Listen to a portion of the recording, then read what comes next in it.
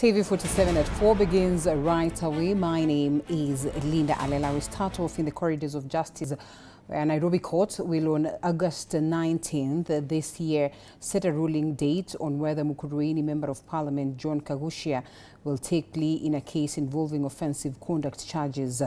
The Milimani Senior Principal Magistrate Teresia Nyangena directed parties to file submissions on preliminary objections challenging the charge sheet and court jurisdiction. The prosecution urged the court to dismiss the objections, arguing the charges are valid and should be tested during a trial. However, Kagushia's lawyers maintain that the charge sheet is defective and clear and fails to identify alleged victims. The defensive also opposed the case being heard in Nairobi and arguing that a Member of Parliament should receive equal treatment like any other Kenyan. The court will then determine whether the objections succeed or the accused to take plea.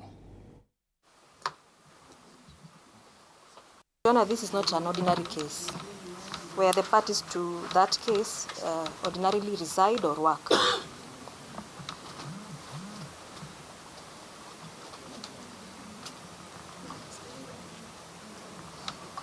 This is not an ordinary case. The suspect before you is a sitting Member of Parliament. He represents the constituents of Mukuruini. You can clearly see that the whole system has been made to, has been enabled in such a way that it is used to intimidate, deliberately so, any political leaders who are against William Ruto and his rogue government. A leadership dispute has emerged at the Nakuru County Assembly after MCAs allied to the United Democratic Alliance UDA and the Democracy for the Citizens Party DCP clashed over which side commands the majority in the House. UDA MCAs maintain that they still hold the majority, arguing that any member who associates with DCP without formally resigning from UDA remains a member of the ruling party. They have urged members wishing to exit the party to follow the laid down legal and party procedures.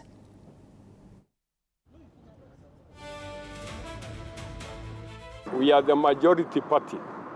Na iwapo kuna wengine ambao wana azimio ya kutoka katika chama, tungependa waandike barua watuambie ya kwamba wametoka rasmi katika chama, ndio tujue, tujipange kwa ajili ya by election, na watajua ya kwamba UDA bado ina nguvu katika Nakuru hii yetu. You should not come and seek favors from us, alafu unakimbia usiku unasema ati wewe ni wa DCP. Kama wewe ni wa DCP, kaa DCP. Kama sisi ni wa UDA na hatujali, we are in UDA to die. Na tuko kwa UDA na gavana yetu alichaguliwa na UDA. Na sisi tutakufa kwa UDA usiku na mchana. So please, everyone should keep their lane. Kwa imara kabisa nyuma ya rais wetu William Samoei Ruto, na niseme kila mtu hata kipofu ameona ile kazi William Samoei Ruto anafanya, kutoka infrastructure to service delivery. Kuangalia Rironi Mau Summit, sisi watu wa Nakuru tunajivunia Rironi Mau Summit. Hiyo ni kitu tutaishi kujivunia. President William Ruto has today hosted Muslim sheikhs and imams from across the country at State House here in Nairobi. The delegation, which is the third group to be hosted at State House this week, pledged their support for President Ruto's re-election bid ahead of next year's general election. Led by Health Cabinet Secretary Aden Duale, the religious leaders commended the president for what they termed equitable allocation of resources to northeastern Kenya, claiming the region has been or had been neglected by previous administrations. The meeting comes as President Ruto continues to engage different groups ahead of the 2027 general election. Tarehe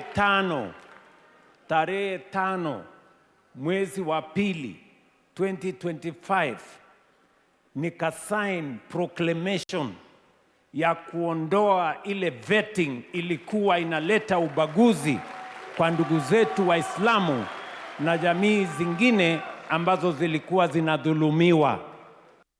The only leader who does not profess the Muslim faith and who has contributed immensely mali yake kusaidia kujenga misikiti na madarasa na kusimama na Waislamu, Your Excellency, you are the only one.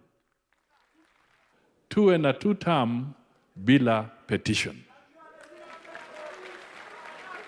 2 term bila nini? 2 term bila nini? 2 term bila nini?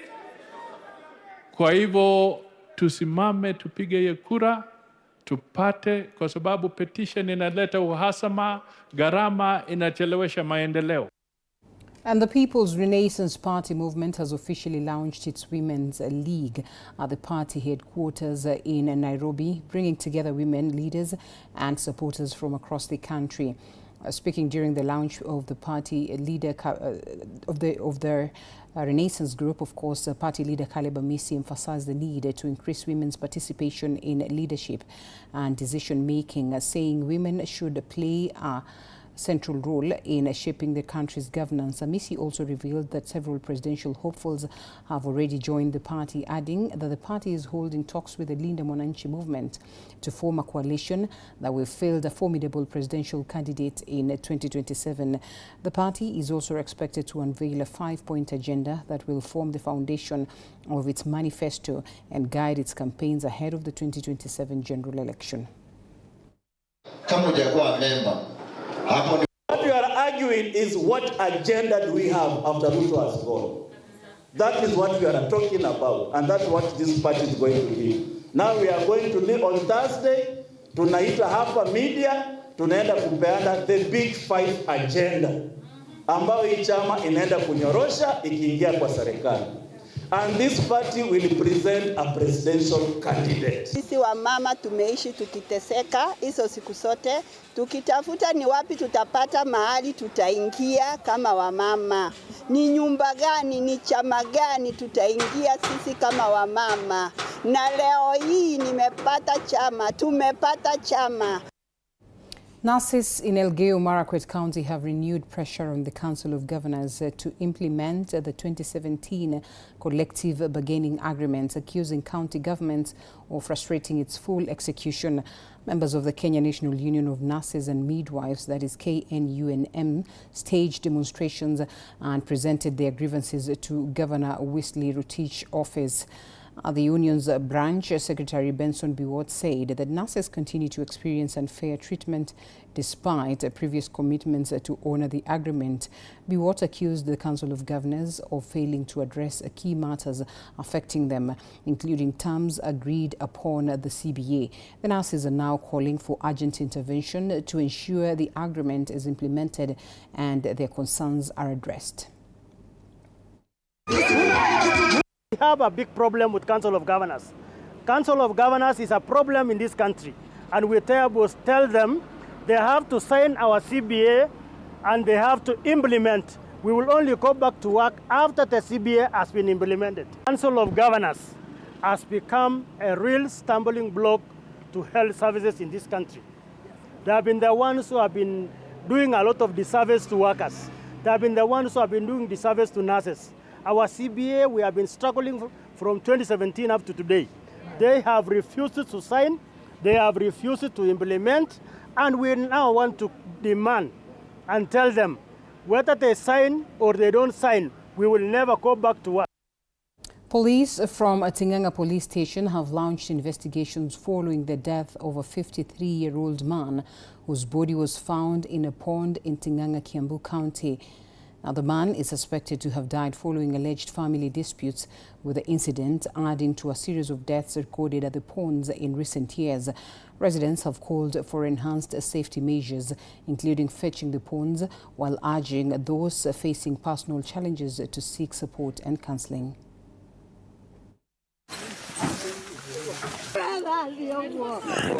Leo asubuhi ndio tukadhibitisha kuna mwenye majirani wetu wako hapa area, ndio tukajua kuna ule mmoja alipotea. Sasa wenzao ndio wamesha waziri leo asubuhi, ndio tukawapatia ripoti. Ule mwenye nguo ni kama ameingia kwa maji. Sisi tunaomba ya kwamba serikali ichukue jukumu la kuja kufence hii damu. Ni hapa Ting'ang'a, tuko na ingine hapa ya Anima, na tunaomba pia hata hiyo ikaweza kutengenezwa juu hata hapo tumepoteza mwili wa vijana, tumepoteza wazazi pia. Kwa hivyo naomba serikali yetu iweze kutusaidia ambavyo tunaweza kuwa tuna reduce the count of the people we have lost.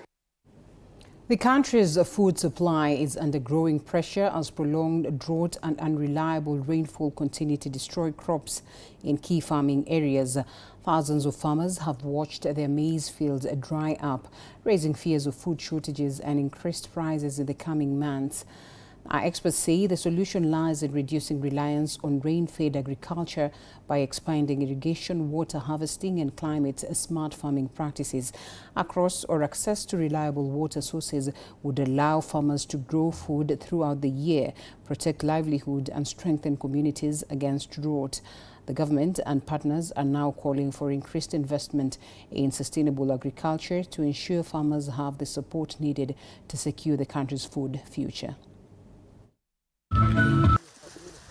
The maize that we planted did not receive sufficient rain. If we are able to utilize and plan our water resources better, we should be able to avail this water and use them for purposes of irrigation and therefore protect ourselves from the impacts of climate change. And that is what is called adaptation. Mavuno ya huu mwaka hakuna wasiwasi, serikali iko tayari kupatia wakulima support ya kutosha, kama ni mambo ya fertilizers, kama ni mambo ya other farm inputs, ile itasaidia wapande mapema. Any form of scarcity, whether it is water or whether it is oil or whether it is other forms of energy, can create conflict. And so by bringing water to the people, we hope that the sources of those conflicts will slowly disappear as well. If everybody has enough water, there is no reason to start a conflict with your neighbors about them having water and you not having water. Kenya's shift to competency-based curriculum or education is expected to produce job-ready graduates. But stakeholders say a mismatch between classroom learning and workplaces demands continue to hinder that goal. Now, speaking at the 2026 Workforce Development Convening in Nairobi, the National Industrial Training Authority said that expanding apprenticeships, industrial attachments and employment and employer-led trainings is critical to closing the skills gap. Meanwhile, the Nuclear Power and Energy Agency noted that Kenya's planned nuclear power plant in Siaya will not only create jobs but also serve as a training hub, giving leaders and learners hands-on experience while preparing a globally competitive workforce. With the nuclear plants, you see physics and chemistry coming together to work to generate electricity, and that will be a practical aspect of learning. And with the nuclear, we have also been able to learn today is that through nuclear, we'll be able to develop individuals with high-grade skills that can be able to work anywhere in the world. By the time the student is applying for attachment through eCitizen, our system is able to tell us that this student is doing accounting, and therefore employer A has also requested for somebody in finance and accounts, and that is how we are able to nominate them to the industry. That's the first point, so that we don't have a scenario where people go for industrial attachment and they end up spending about 3 months in the industry, which are not aligned with what they have in school. Thank God for such convenience and aligning ourselves to the competency-based education, which is encouraging the learners to be able to exude or show the competencies that they acquire in the teaching learning process. As we do the project and the problem-based learning in our classes, it encourages the hands-on activities so that learners are able to get the competencies that are required for the job market.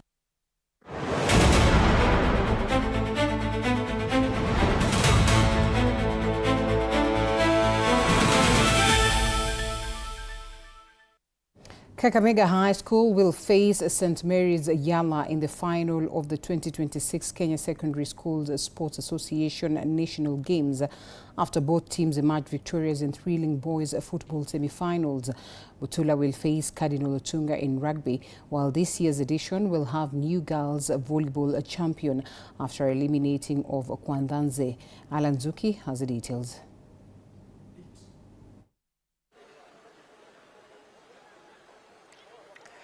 Beautiful, beautiful scenes. Linda Alela right here at the M-Pesa Foundation Academy. What a day it has been, and even better, the stage is set ahead of tomorrow's finals right here at the M-Pesa Foundation Academy. Remember, tomorrow morning we'll have the third place playoff before the girls' finals between Nyakash Girls and St. Joseph Girls Kitale. It promises to be quite an intriguing encounter, and even better right after that. Still here at the M-Pesa Foundation Academy, Kakamega boys, the Green Commandos, lock-ons with St. Mary's Yala, and it promises to be one for the history books as Kakamega make their first appearance back in the finals for the first time since 2018, 8 years away, and yet they have still managed to make it to the final. This is exactly why we love the beautiful game, Linda Alela. And just before I bring it back to you in studio, I'm joined by one of the supporters very quickly to just share with me what he expects ahead of tomorrow's encounter. Tomorrow we have the big final, everyone is waiting for it, Kakamega versus St. Mary's Yala. What do you think, or what do you make of the performance? Who do you think will go home with the national title? Bila shaka kesho ni kifute cha finali Kakamega dhidi ya St. Mary's. Maana yake ile ni ndabi. Kesho tusubiri, vijana wanasema itakuwa mwecheche. Kwa hivyo kesho tusubiri matokeo yote yale, maana yake ile ni ndabi, na Kakamega ukiangalia mchezo wao uko juu kiasi kulinganisha na St. Mary's, lakini kama kawaida tunasema mpira wa kandanda undunda. Mpira wa kandanda undunda, tusubiri. Beautiful, beautiful scenes, Linda Alela. That's why I once again say to you, this is why we love the beautiful game. The fans will be here today. We saw a sellout crowd. Tomorrow we're expecting even more people to come right here at the M-Pesa Foundation Academy for the Kenya Secondary School Sports Association finals between Kakamega and St. Mary's Yala. Who will go home with the trophy? For now, we wait. Back to you, Linda Alela, in studio. Well, many thanks, Alan, for that. Wanasema mpira wa kandanda udunda. That's an interesting one. Yes, it is time for us to close it. We still are preparing more news to come your way later on, so make sure that you keep it TV47. But for now, it's bye-bye from TV47 at 4. My name is Linda Alela.